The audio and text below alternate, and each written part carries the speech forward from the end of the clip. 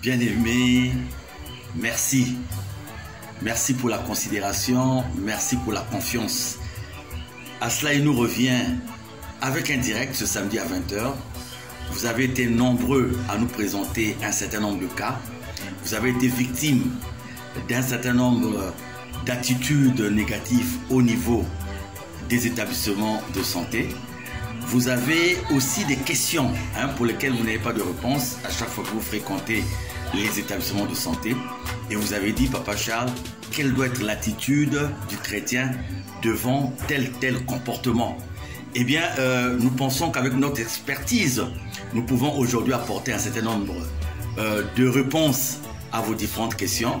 Et je suis d'autant plus motivé par le fait que nous avons perdu un enfant récemment sur une situation rocambolesque qui a mis aux prises des chrétiens dans un établissement hospitalier en face d'autres chrétiens qui étaient dans la nécessité.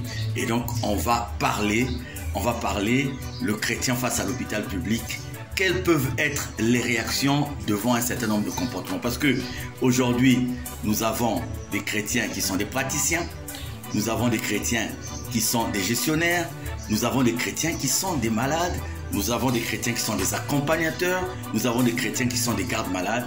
Et très souvent, il y a des questions qui restent sans réponse.